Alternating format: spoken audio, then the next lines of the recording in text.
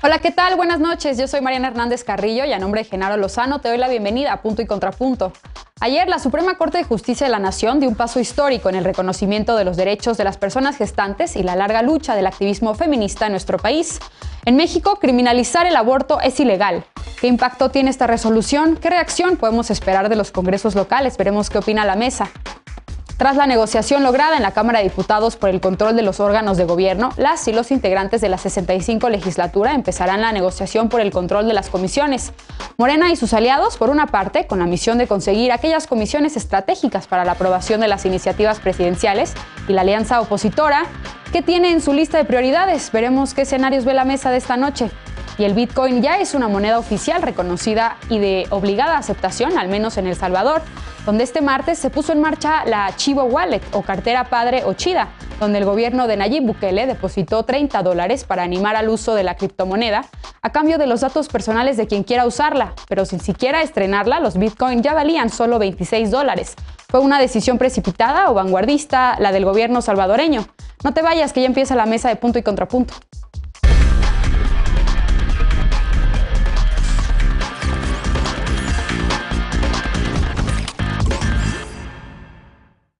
No se podrá juzgar a ninguna persona que haya abortado. Ayer, la Suprema Corte de Justicia de la Nación tuvo un día histórico al reconocer el derecho de las mujeres y de las personas gestantes a decidir sobre nuestro cuerpo, sobre si queremos o no ser madres sin la intervención o imposición del Estado.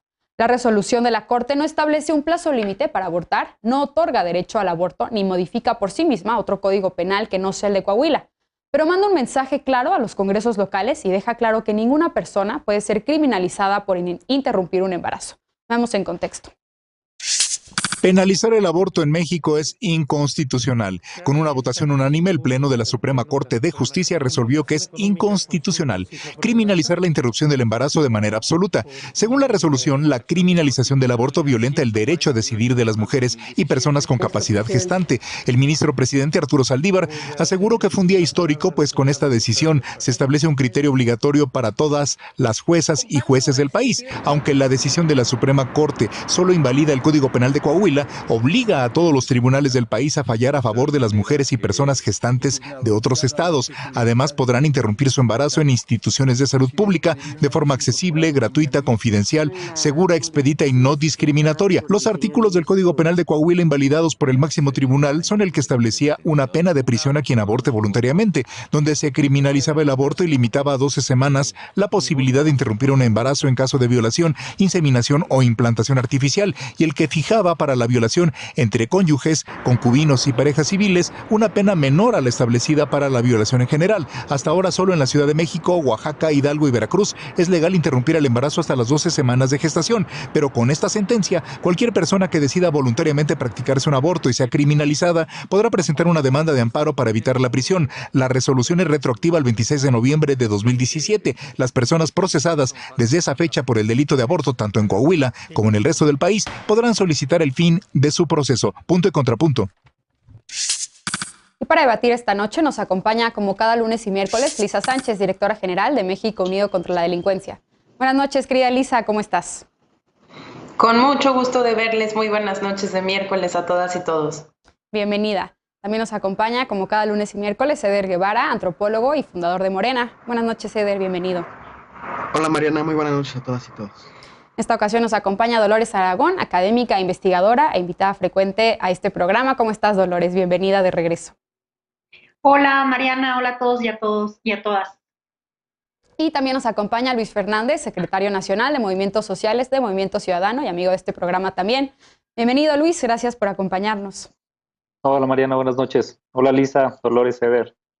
Bien, pues primer tema de la noche. Comienzo contigo, querida Lisa. Vaya que fue un día histórico en el reconocimiento de nuestros derechos, el derecho de las mujeres y de las personas con capacidad de gestar. ¿Qué decir de la decisión de la Suprema Corte? ¿Cuáles son los efectos realmente que tiene? Pues decir lo que ya introducía muy bien la nota, sí fue una sesión histórica y creo que fue una sesión histórica no solo por el fallo y los efectos que este tendrá y que ahorita podemos debatir, sino también por los argumentos que las y los ministros dieron durante la defensa de su voto, haya sido en favor del proyecto del ministro Aguilar o haya sido incluso un voto a favor, pero con cierta concurrencia. Creo que nunca habíamos visto una Suprema Corte unánimemente decir que el derecho a decidir no se puede criminalizar, que las mujeres no están obligadas a la maternidad, las personas gestantes tampoco, que el Estado no puede imponer la obligación de gestar a ninguna de estas personas, y que justamente como la decisión es de quien la debe de tomar y no del Estado en general, pues el aborto no puede ser, o los derechos reproductivos no pueden ser al mismo tiempo derechos y castigos punibles por la vía del derecho penal. Y yo creo que esos argumentos que esperamos queden en las tesis que se publiquen en la Corte para la observación obligatoria de todas y todos los jueces en el resto de la República Mexicana, son de verdad pues los razonamientos que deberemos observar, ya no solo para los fallos en términos de amparo para las personas que así deseen recurrirlo, ¿no? Sino también pues para los hacedores y las hacedoras de política pública en los estados. Creo que hay un mensaje político fortísimo para el resto de los congresos locales, en donde pues básicamente la Corte les está diciendo ahórrense la vergüenza y descriminalicen el aborto ustedes mismos antes de que la judicatura tenga que tirarles esa criminalización caso por caso. Me parece tremendamente importante. En términos de las implicaciones, y eso lo abordarán mis colegas seguramente, pues importantísimo decir que lo primero es la liberación de todas las mujeres que desde el 2017 fueron encarceladas injustamente por haber abortado de manera voluntaria en el estado de Coahuila, la derogación de los artículos reformados en el Código Penal del Estado y, por supuesto, este tema de jurisprudencia que a partir de la reforma judicial se sentó y que vamos a esperar las tesis para que se nos diga específicamente qué es lo que tendrán que observar las y los jueces a partir de ahora. Para el resto del país tendremos que seguir recurriendo al juicio de amparo, pero los jueces estarán obligados a observar los argumentos de la Corte para hacer sus fallos. Dolores, Lisa ya subraya pues la argumentación que se dio en la Corte y también que es la primera vez quizá que la Suprema Corte toma una decisión así de manera unánime, pero también tan contundente en el tema que es la despenalización del aborto, el derecho que tenemos a decidir sobre si queremos o no ser madres. Y el ministro presidente Arturo Saldívar lo dijo claramente, esto sienta un precedente para todos los jueces y juezas del país. ¿Qué implicaciones tiene entonces en la práctica esta decisión? ¿Cómo viste la discusión en la Corte? Bueno, creo que este es un día histórico para todos y para todas y es bien importante el mensaje de la Suprema Corte en este momento porque justamente nos da a entender la importancia de los contrapesos. Hablemos también de los congresos locales, hablemos de otros estados fuera de la Ciudad de México, hablemos sobre la gran polémica y la gran obstrucción legislativa que ha tenido el tema de la despenalización del aborto en muchos lugares de México. Es cierto que en la CDMX ha sido, por así decir, despenalizado desde hace mucho y también hay centros de salud asociados a el aborto. Sin embargo, no todas las mujeres y personas tienen acceso a este tipo de centros de salud. En tanto, pues imagínense lo que significaría para otros estados. Pongo nuevamente el ejemplo de Sonora, porque soy de Sonora. Aquí, por ejemplo, la gobernadora Claudia Pavlovich Arellano del PRI, pese a que ella, pues bueno, es mujer y ostentaba este cargo desde una perspectiva feminista, pues nunca avaló, por así decir, nunca ayudó a que se despenalizara. También vimos, por ejemplo, en el caso de Célida López, ella fue la presidenta municipal de Hermosillo y morenista también, creíamos que iba a tener esta perspectiva, no la tuvo. Entonces, bueno, tienen que entrar las autoridades, digo, desde otras instancias. Y a mí lo que me importa sobre todo en esta cuestión es mandar el mensaje político a los y las legisladoras de los estados en los municipios de cada rincón de México de no penalizar la decisión de las mujeres. Y además, algo que está muy pendiente en México y tiene que ver con el acceso a la salud pública, y sí me gustaría leer un poco algunos datos, por ejemplo, de este informe de IPAS México, porque el aborto como un asunto también de salud pública que también deberá ser discutido, ¿no? Nada más para darles un dato, la OMS estima que el 13% de las muertes maternas a nivel global son derivadas de la práctica insegura del aborto, que precisamente, ¿sí?, están dadas a partir de estas leyes restrictivas. Y México tenía esta deuda con las mujeres y con todas las personas. Entonces me parece importantísimo, es un precedente, hay que seguir pugnando sobre todo por centros de salud que brinden la atención necesaria y, por supuesto, el derecho a la decisión, ¿no? Eder, ¿qué significa esta decisión de la Suprema Corte? Dolores ya toca el punto de los congresos locales, efectivamente, si desde el Poder Legislativo se podrá o no despenalizar la interrupción del embarazo. ¿Qué decir también pues con los congresos que ahora tienen mayoría de Morena, si esto sienta una pauta, digamos, una ruta, como lo dijo el ministro Saldívar, para la despenalización del aborto en otras entidades? Por supuesto, es un avance fundamental lo que acaba de suceder ayer. No es poca cosa que uno de los tres poderes de la nación se pronuncie abiertamente por la despenalización del aborto, y que sea la Suprema Corte de Justicia debe tener un peso y una implicación muy profunda. A mí me parece muy interesante, y supongo que Elisa coincidirá conmigo en que hay dos temas de agenda sustantiva, que la 4T no ha podido resolver a nivel federal. Sí lo ha avanzado en algunos estados el tema del aborto, pero hay dos temas de agenda sustantiva que la 4T no ha podido resolver a nivel federal, y que la Suprema Corte de Justicia está posicionándose y lo está haciendo más a favor de la profundización, y me refiero específicamente a la marihuana y al aborto. Me parece que ese debate,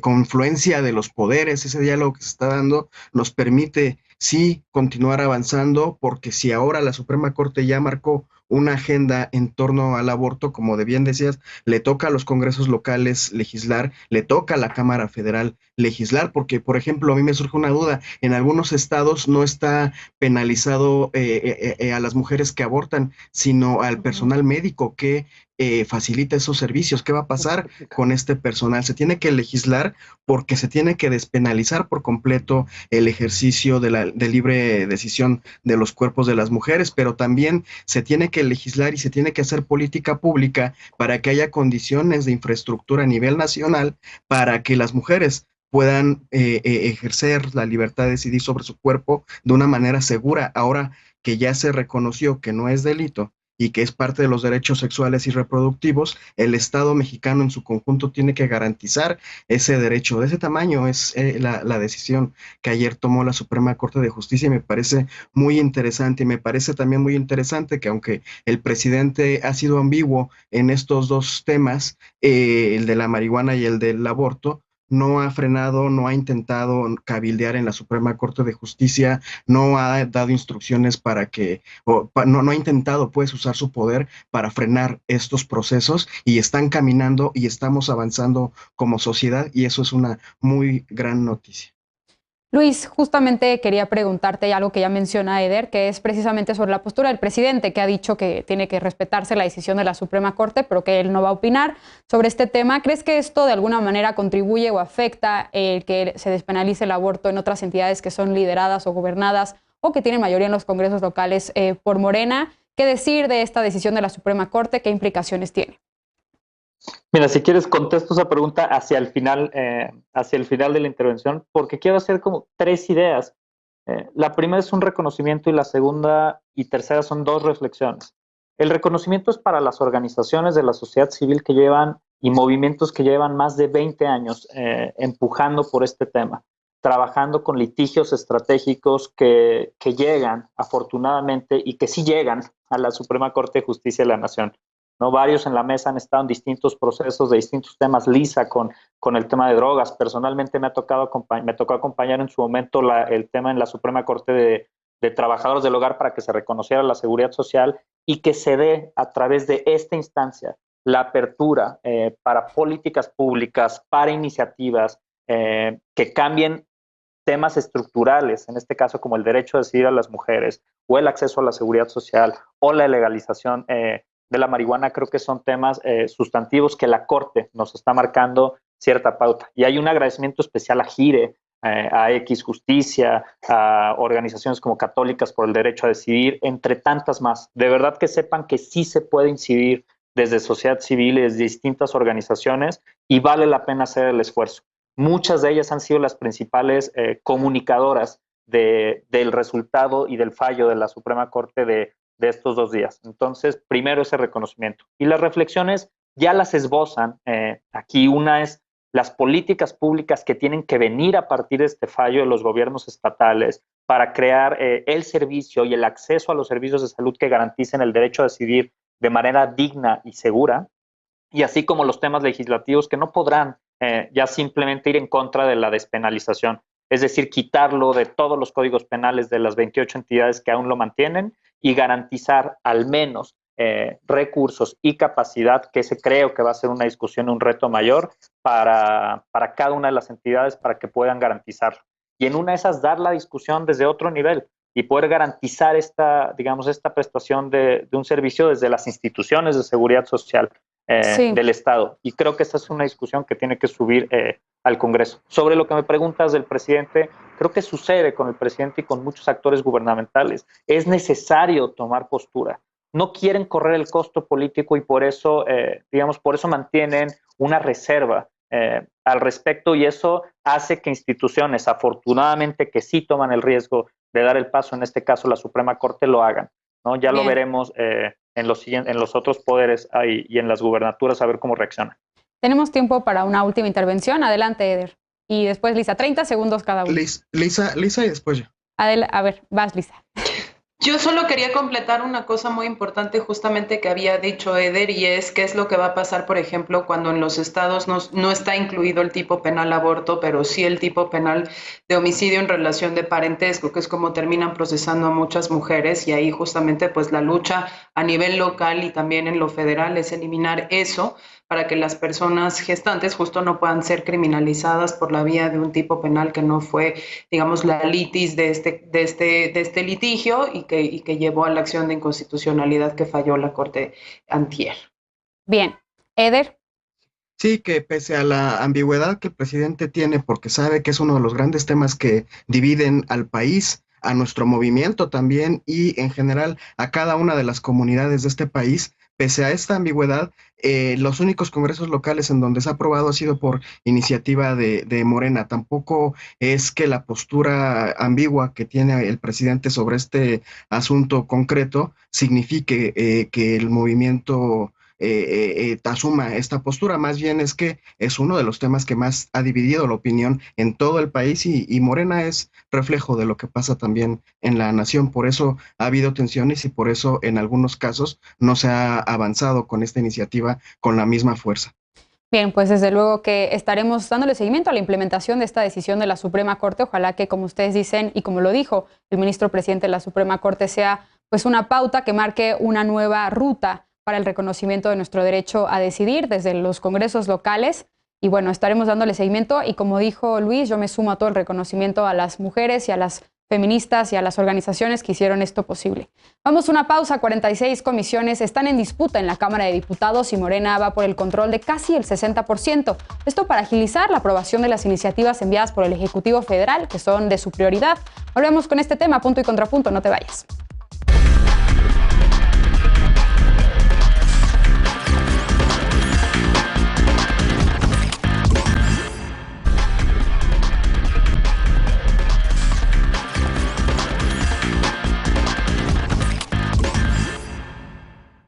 Regresamos a Punto y Contrapunto.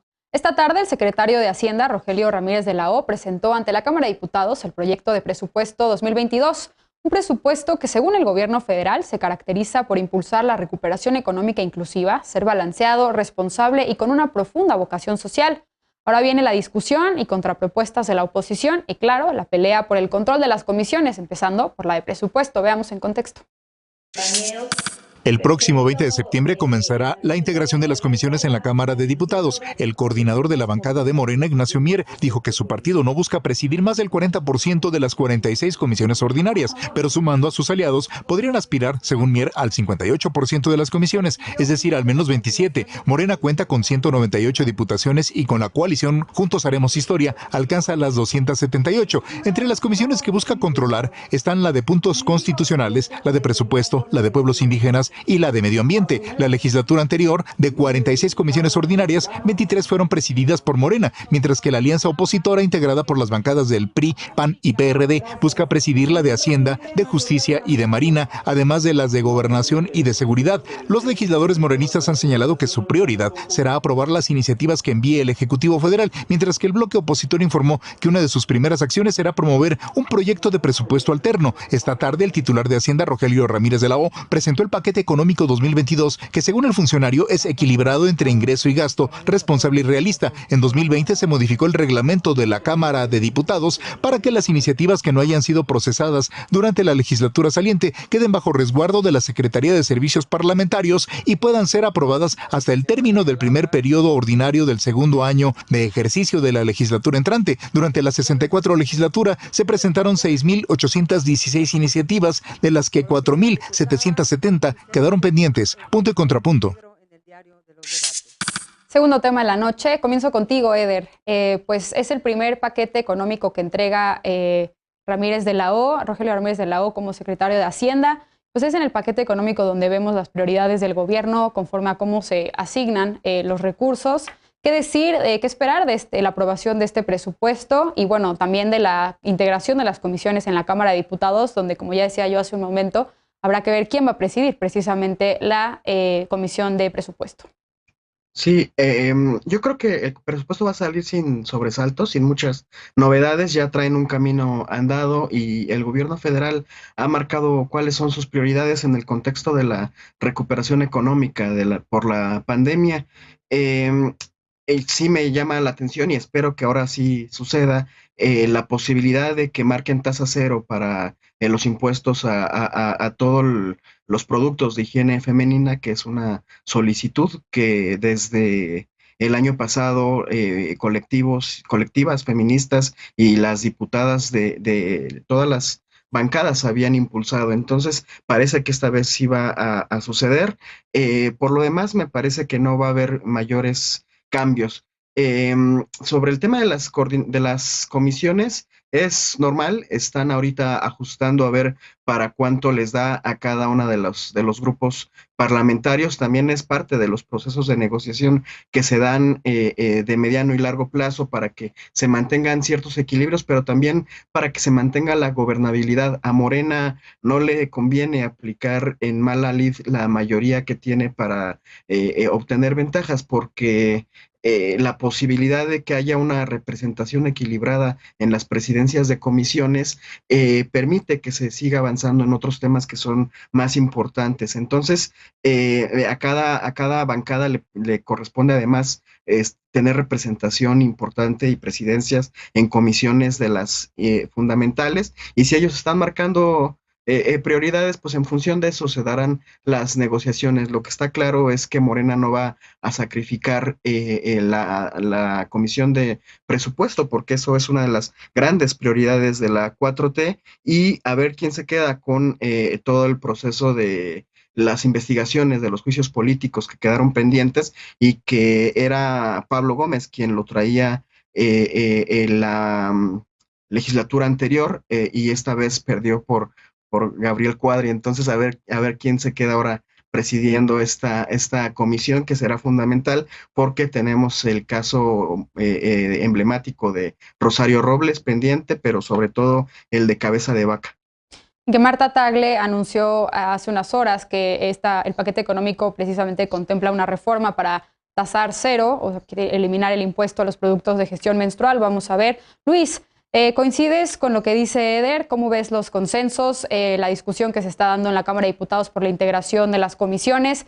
Y sobre el paquete económico, el secretario de Hacienda ha dicho que es un paquete, digamos, un presupuesto realista y que va a atender las necesidades de la gente más afectada por la pandemia. ¿Es así realmente? ¿Qué te preocupa sobre este presupuesto? Mira, sí coincido con Eder, Mariana, en cuanto al tema que es normal la discusión y la disputa que se va a dar por las comisiones al interior del Congreso. A mí me gustaría que las personas que nos ven y que nos escuchan sepan lo que implican las comisiones, porque el presidir una comisión implica digamos, una secretaría técnica, un grupo de asesores que están alrededor, implica mayor capacidad presupuestal y eso aumenta la capacidad política que pueden tener los grupos parlamentarios y en específico los actores políticos dentro del Congreso para poder crear, pues para poder tener mayor capacidad de negociación para las distintas iniciativas o temas que van a tener que resolver a lo largo de la próxima legislatura. A mí me gustaría mucho que dentro de esa negociación se privilegie sobre todo el expertise de personas que pueden presidir distintas comisiones, digamos comisiones que puedan llegar a ser relevantes, la capacidad que tengan de negociación los mismos actores políticos para que las agendas salgan y que no se creen como se crearon en ocasiones anteriores comisiones, digamos, múltiples comisiones, ¿no? Les pongo un ejemplo, en las legislaturas 62 y 63 se llegaron a crear hasta 100 comisiones más. Estaban operando el Congreso como con 180 comisiones y eso implica más presupuesto en nuestro del erario público para garantizar que estas funcionen. Creo que tenemos que apostar sobre todo a la eficiencia legislativa que puedan significar estas comisiones para que los temas urgentes del país salgan y no se atoren o no se queden en la congeladora o no se manden a comisiones que nunca sesionan y que nunca funcionan. En esas mismas legislaturas que les pongo de ejemplo, hay comisiones que sacaron 800 iniciativas a lo largo de los 3 años y hay comisiones que no sacaron ni una, ¿no? En específico me parece que eran como 10 o 15 comisiones que produjeron en promedio una iniciativa a lo largo del proceso legislativo. Creo que eso habría una petición a los coordinadores de los grupos parlamentarios que lo evitemos al máximo. Y sobre el tema de la discusión sobre las cuales van a ser las más relevantes, coincido, la disputa más fuerte va a estar en la de presupuesto y esa no va a haber sesión del grupo que tiene la mayoría o de la coalición que tiene la mayoría. Morena, el PT y el Verde claramente a través de Morena van a coordinar esta iniciativa. Y están las otras, Hacienda, puntos constitucionales, asuntos migratorios, salud, que con el tema de la pandemia también va a ser muy relevante en el próximo periodo legislativo, igualdad de género, derechos humanos, entre otras más. Entonces sí esperaría que se privilegie el expertise, la capacidad de negociación de los propios legisladores y los legisladores que las integren, que haya un compromiso fuerte, porque en muchas ocasiones no siempre asisten nuestros legisladores que se integrarán, digamos, en promedio, cada legislador podrá ocupar un espacio en 2 comisiones de trabajo. Entonces creo que la distribución tendrá que ser también muy estratégica y relevante a partir del expertise de cada uno de ellos. Bien. Dolores Luis dice apostarle a la eficiencia legislativa y es que sí, en la legislatura pasada se presentaron pues más de 6,000 iniciativas, de las cuales quedaron pendientes más de 4,000.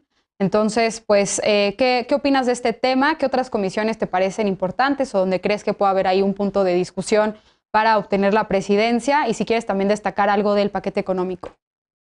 Bueno, yo lo que creo es que lo que dice Luis es una propuesta muy hermosa, pero en la realidad es bastante difícil y desafortunado que los grupos parlamentarios a veces ni siquiera pueden llegar a acuerdos consigo mismos. Yo también he visto bastante cómo tantísimas iniciativas quedan pues simplemente en la congeladora y después simplemente desaparecen. Esa ha sido la historia de los congresos, no solo a nivel federal, sino también a nivel local. Creo que tenemos un grave problema en México en términos de efectividad de producción en los legisladores y legisladoras.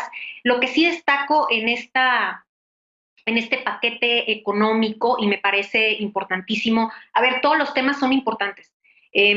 No creo que haya una comisión que esté por encima de la otra.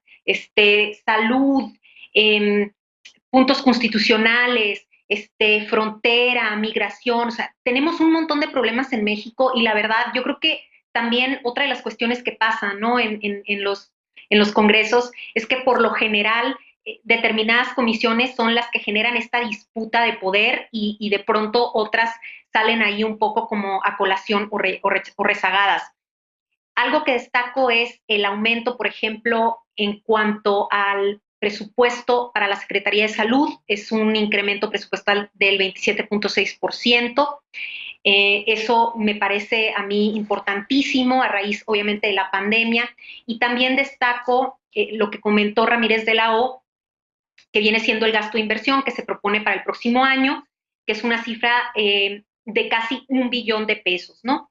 Esto también es importante saber cuáles van a ser los proyectos y, por supuesto, también lo que pasa con el asunto presupuestal es que tendríamos que revisar, Mariana, así con mucho más lupa, cuáles son esas áreas que van a recibir más dinero. Aquí destacan, pues en prensa destacamos siempre las principales, que van a ser salud pública, etcétera, pero veamos también a profundidad el proyecto presupuestal, creo que es importante, por ejemplo, cuánto va a llegar a los estados, etcétera, ¿no? Es decir, qué trabajo de cabildeo también están haciendo los diputados federales. Y por supuesto, a mí me llama mucho la atención que de pronto se cite a Morena o a la coalición Juntos Haremos Historia como que tienen mayoría y van a tener todo para aprobar, cuando esa no es la realidad. Hay fracciones, hay fragmentaciones en los grupos, o sea, no es algo tan sencillo como que van a votar, ¿sí? Así fast track todo lo que el presidente diga. También creo que va a ser un momento interesante para ver cómo se desarrollan en este nuevo periodo otros personajes y qué cara le van a dar, por supuesto, a lo que viene siendo como Morena, sí, y esta coalición. A mí me interesará ver eso. Lisa, ¿coincides con Dolores? La mayoría que tiene Morena en la Cámara de Diputados y bueno, con sus aliados después no va a ser utilizada, ¿o no crees que sea utilizada para aprobar iniciativas fast track? ¿Qué decir de la configuración de las comisiones, del paquete económico? El secretario de Hacienda también dijo que no va a haber más impuestos. ¿Qué decir de la política fiscal tan necesaria? A ver, van a utilizar todas las maneras institucionales y políticas que tengan para pasar los pendientes legislativos que no concluyeron en la 64. Eso es no solo cierto, sino también legítimo, mientras justamente se haga por las vías institucionales y legales autorizadas, ¿no? Y no se intenten pues saltar ciertos contrapesos, ciertos equilibrios que están contemplados en los reglamentos internos de las cámaras y en la ley.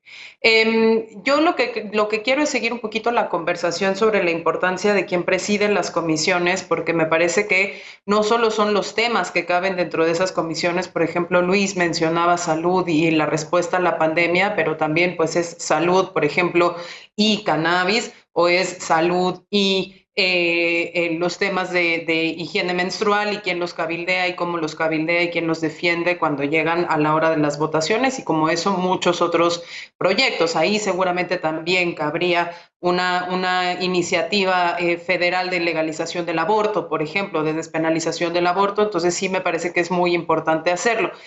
¿Y por qué lo digo? Porque quien controla la comisión tiene la capacidad de hacer los saques de los dictámenes, tiene la capacidad de convocar a las reuniones de discusión de los dictámenes que se estén o de las iniciativas que se quieran convertir en dictámenes adentro de la comisión, tiene la posibilidad de retrasar o adelantar las votaciones.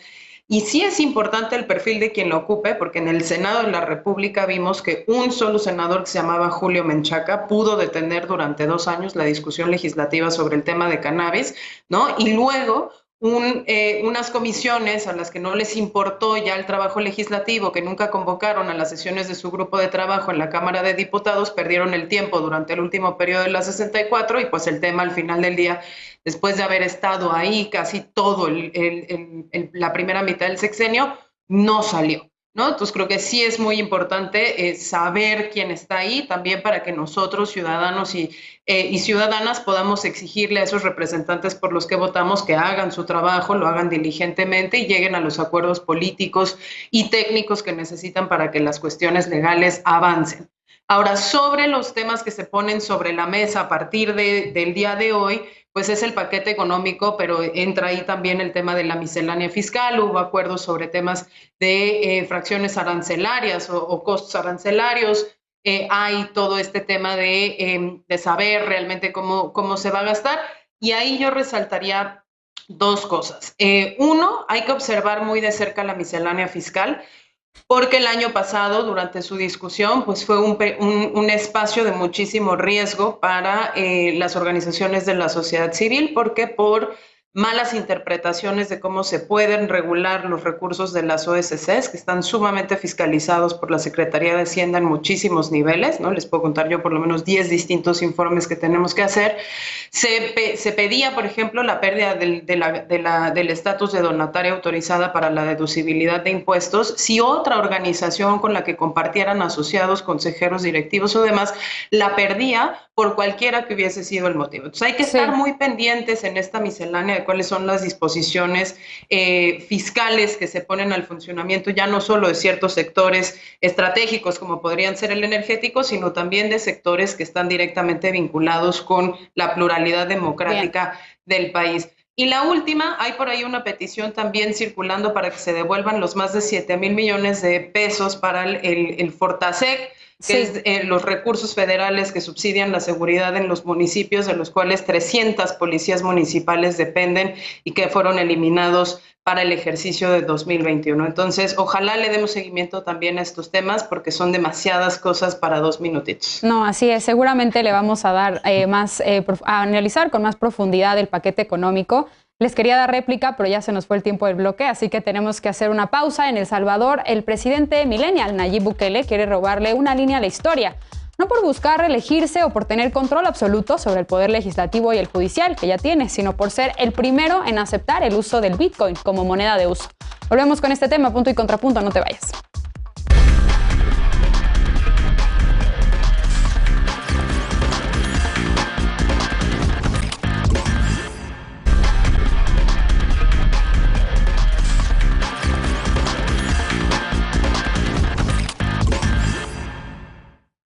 Regresamos a Punto y Contrapunto.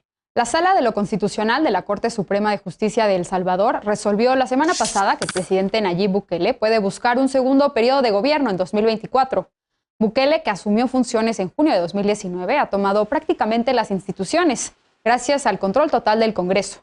La bancada de su partido tiene 56 de los 84 escaños disponibles. Destituyó a los 5 magistrados que integraban la Sala Constitucional de la Corte Suprema y al fiscal general, y hace una semana aprobó una polémica reforma para que los jueces con más de 60 años o con 30 años de servicio se retiren. Bukele ha dicho que esta medida busca depurar el órgano judicial, aunque la prensa ha destacado que entre los obligados al retiro está el juez responsable de investigar la masacre del Mozote, donde unas 1,000 personas fueron asesinadas. Pero lo que tiene a Bukele hoy en las portadas de la prensa internacional no es ninguna de estas medidas, sino el fracaso del Bitcoin como moneda reconocida en El Salvador. Con el rechazo del 70% de la población, desde el martes esta nación se convirtió en la primera en el mundo que adopta una criptomoneda como divisa de circulación nacional. Aunque el Fondo Monetario Internacional advirtió los significativos riesgos que implicaba, se aprobó una ley que obliga a recibir pagos y transacciones en Bitcoin. El gobierno de Bukele compró el lunes $20 millones en Bitcoin para que cada salvadoreño que quiera usar esta criptomoneda pueda disponer del equivalente a $30 en Bitcoins. Pero el martes en la noche el valor del Bitcoin ya había caído y cada cartera digital llamada Chivo Wallet solo tenía el equivalente a $26. Último tema de la noche. Empiezo contigo, Dolores. Digamos que el mundo volteó a ver a El Salvador esta semana por varios temas. Uno de ellos, ya lo decía yo, es el tema de pues la aprobación de que ahora el Bitcoin es reconocida como una moneda legal allá. Es el primer país que lo hace. ¿Qué implicaciones tiene esta decisión? Por cierto, tomada en un gobierno que también ya lo decía yo ahorita en la introducción, pues tiene control de los poderes en ese país, el poder legislativo, ahora también el judicial. ¿Qué opinión te merece? ¿Es riesgoso, como advierten algunas personas? ¿Qué decir? ¿Por dónde empezar más bien?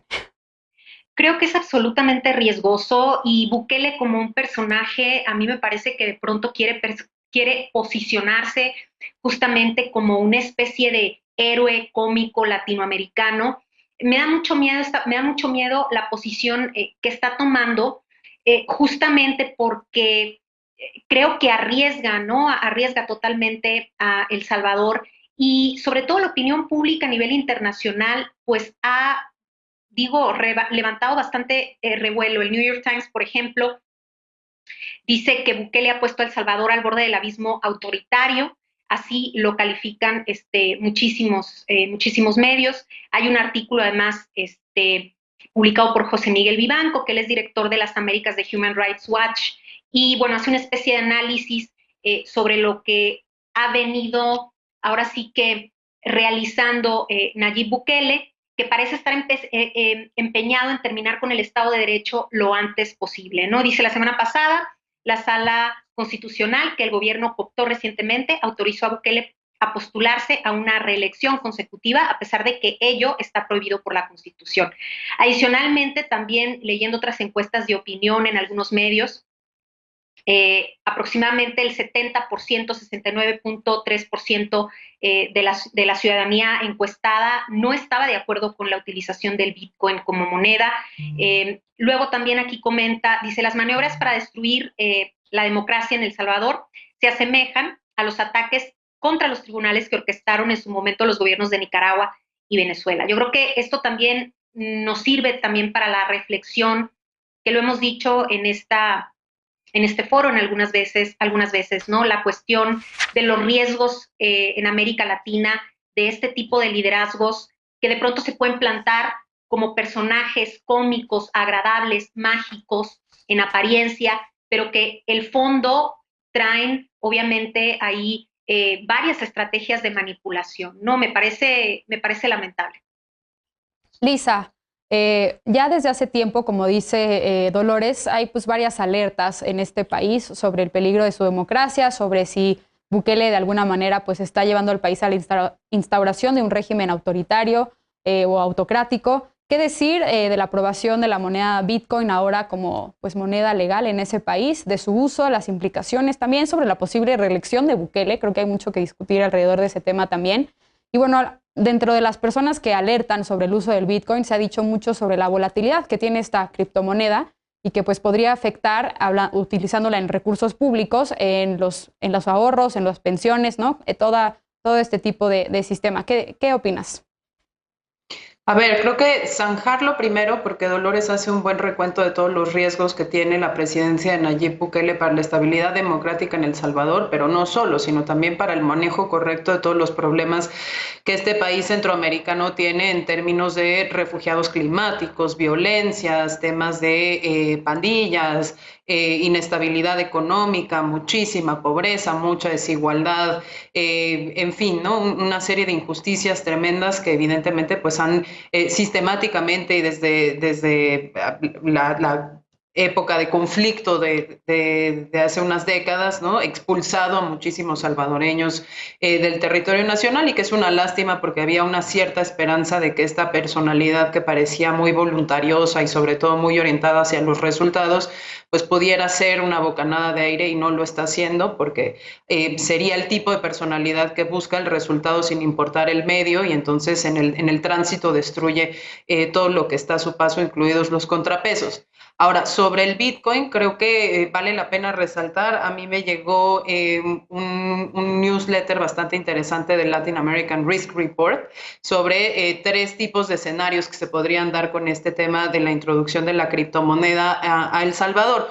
Entre quienes defienden esto, ¿no? Hay una parte que es muy interesante de saber cómo funciona el Bitcoin a partir de blockchain, ¿no? De registros en múltiples usuarios que se guardan y es imposible de borrar, justamente porque nadie tiene el control completo de toda la cadena.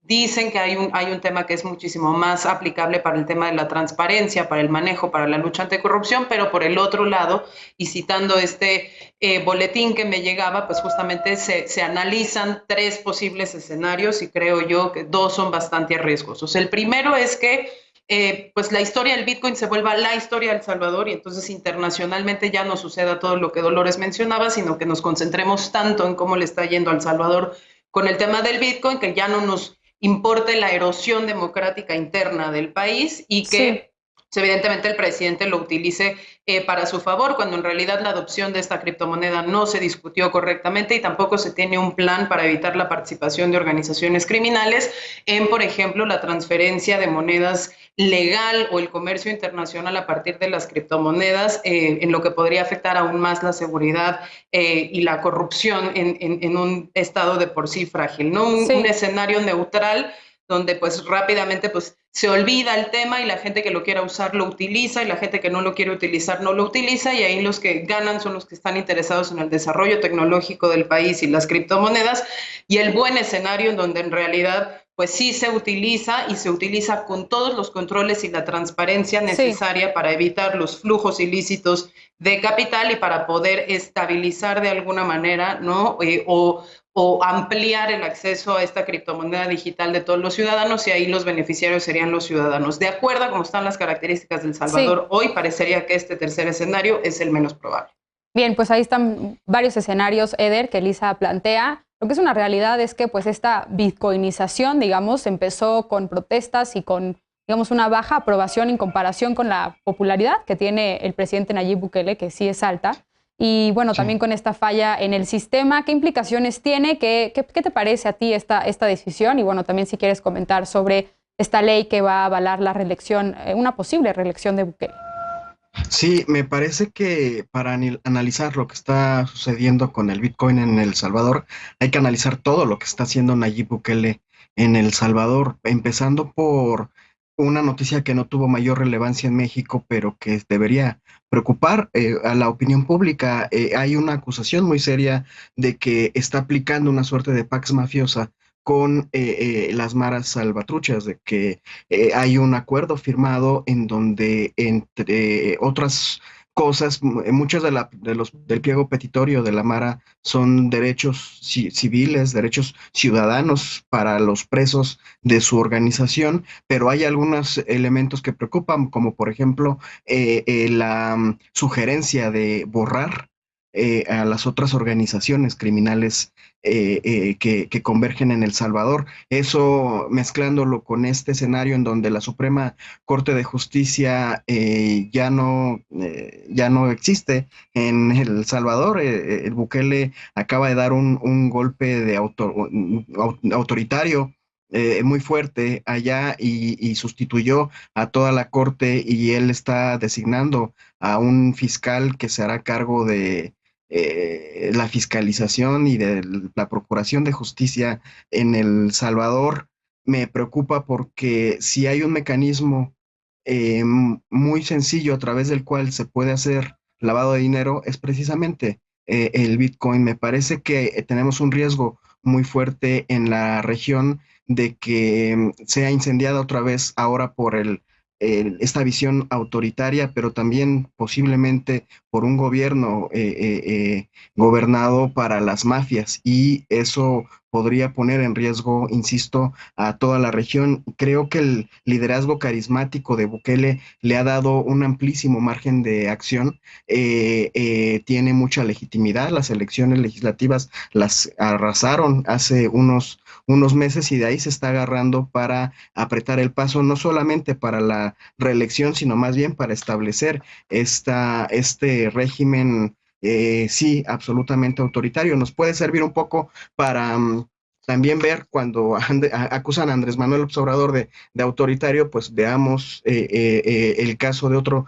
líder carismático con mucha legitimidad popular en su país, cómo está ejerciendo el poder para desaparecer ahí sí los contrapesos y el equilibrio de poderes. Yo estoy convencido de que si Bukele fuera mexicano sería gobernador de Movimiento Ciudadano, y la mejor muestra de ello son las cartas y el hecho de que Álvarez Maínez vaya con Samuel García a visitar a Bukele, sean recibidos por el presidente de El Salvador, y que García Maínez lo considere un referente de América Latina, un referente político de América Latina, así lo dice en sus propias redes sociales. Luis, ¿qué le responderías a Eder? Y bueno, también hablando un poco sobre las personas que defienden, digamos, el uso del Bitcoin en El Salvador, se plantea, el mismo presidente también de ese país ha utilizado este argumento, pues la inclusión financiera Pero pues, ¿qué tan viable es esta medida en un país como El Salvador, en donde pues gran parte de la población ni siquiera tiene acceso a Internet? ¿Qué más te preocupa sobre esta decisión, sobre pues el estatus de la democracia en este país? Y bueno, si quieres hacer por alusiones, bueno, no fueron alusiones personales, pero si quieres responderle a Eder. Alusiones partidistas. Partidistas. Mira, creo que, a ver, lo primero que le digo a Eder, y más bien para retomar el tema, es que las democracias mueren normalmente por vías democráticas. Este es un argumento Levitsky en Democracia para Realistas. Y eso incluye a México, ¿no? Con las intentonas como del presidente para poder entrar, digamos, para poder cambiar o modificar a todos los consejeros del Instituto Nacional Electoral o minar una de las instituciones democráticas más sólidas de este país. Creo que ese es uno de los temas que nos tienen que preocupar aquí y en cualquier democracia, como lo que estamos viendo con Bukele, y es preocupante justo que los equilibrios se pierdan al cooptar completamente el Congreso, al cooptar completamente el Poder Judicial, y eso hace que las decisiones o la voluntad de un solo hombre, como en ocasiones ha sucedido en México, pasen por encima de las instituciones, ¿no? Ese es un mensaje con el que tenemos que tener cuidado, y sobre todo con líderes populares que asumen o que nos quieren llevar a falsas respuestas de problemas públicos muy graves, como los que ponen ya en el contexto de El Salvador, ¿no? Una pobreza muy profunda, un contexto de violencia, que estoy de acuerdo con Eder en este tema en particular. La alianza que hace Bukele con las pandillas, con Barrio 13, con la Mara Salvatrucha, creo que sí son preocupantes, porque no solo, digamos, lo hace con una intención de disminuir los homicidios y salen con una justificación de Estado, pero creo que es preocupante generar digamos, un pacto de esta naturaleza en donde el monopolio de la violencia se distribuye entre distintos grupos o acaba siendo oligopolio la violencia, y no se contiene desde el Estado. Creo que eso es un tema, preocupante. Y sobre la separación del tema del Bitcoin, me importa muchísimo separarla, porque creo que si no estuviéramos hablando de este autócrata, en particular de Bukele, si no estuviéramos hablando de este contexto y asumimos una discusión mucho más seria del Bitcoin como una moneda de circulación nacional, sí creo que es interesante lo que significa para la discusión en el mundo de los sistemas financieros. Y pensar que ya una moneda, una criptomoneda, no quede solamente al control de los gobiernos o de un banco. Y creo que esta es una discusión que tenemos que dar en el sistema financiero internacional con urgencia. Si resuelve o no los problemas de El Salvador y garantiza una mayor inversión, creo que será, insisto, otra discusión que sí me gustaría separarla de la erosión democrática que está sufriendo el país. Totalmente de acuerdo. A ver, 30 segundos, Eder, y 30 Dolores, porque ya se acabó el tiempo. Sí. Rápido, el presidente López Obrador lo que ha planteado es una reforma electoral que necesariamente tendría que ser aprobada por los partidos también de la oposición o por un segmento. Eso implica negociación y política y acuerdos y democracia. Bien. No tiene nada que ver con lo que está planteando, con lo que hizo Bukele en el equilibrio de Estado de los poderes allá en El Salvador, y más bien parece que gobiernan igual que en Jalisco, ¿no? La descripción que hace Luis del gobierno de El Salvador se parece mucho a Jalisco. Finalmente, Dolores. Sí, nada más para acotar esta parte que comentó Lisa, que me parece súper importante. Lo que preocupa de Bukele es que se centre únicamente en este momento, digamos, histórico de El Salvador, en los aspectos económicos, y desproteja la cuestión social por completo. Es decir, a mí eso me parece lamentable. Problemas de migración, problemas de salud pública, problemas de violencia, y este señor viene a decir que la solución es el Bitcoin. Es una burla, es una ofensa y es una preocupación para América Latina que Bukele actúe de esta manera, y por supuesto que no debe de ser considerado un liderazgo político digno de copiarse para ningún país de América Latina o del mundo. Pues sin duda seguiremos al tanto de lo que ocurra en El Salvador y de la implementación de esta medida y del uso del Bitcoin. Vamos a un corte y regresamos con la paparrucha, y para despedirnos de las y los panelistas, no te vayas.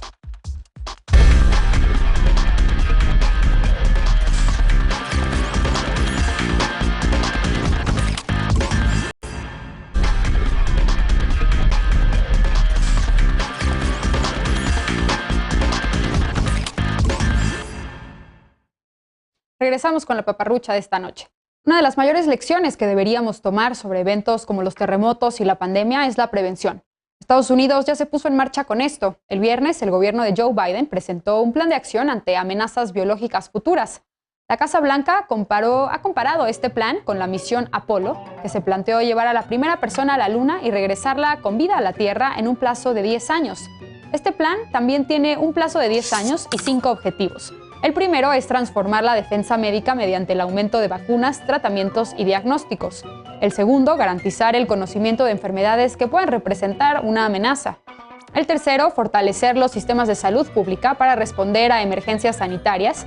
El cuarto es fortalecer sus capacidades de reacción con equipo de protección personal, bioseguridad y mejoras regulatorias. Finalmente, dar seguimiento a este plan mediante una nueva agencia llamada Control de Misión. Para consolidar esta misión, el gobierno de Biden plantea invertir $65,000 millones en un plazo de 7 a 10 años. Esta cantidad es modesta en comparación con lo que Estados Unidos gasta en protegerse de otras amenazas, como la prevención del terrorismo, que cuesta $170,000 millones al año. Actualmente, el Congreso de Estados Unidos discute la aprobación de $15,000 millones como inversión inicial. En nuestro país todavía no se anuncia una misión de este tipo. La pandemia sigue, así que no bajes la guardia. Lávate las manos bien y con frecuencia, mantén siempre la sana distancia, ventila los espacios cerrados y si sales, por favor, utiliza cubrebocas. Esto fue todo por esta noche. Muchas gracias a nombre de Genaro Lozano por acompañarnos. Gracias también a las y los panelistas. Gracias Lisa, gracias Eder, gracias Dolores, gracias Luis. Cuídense, será ley. Y yo soy Mariana Hernández Carrillo y esto fue Punto y Contrapunto. Descansen, muy buenas noches.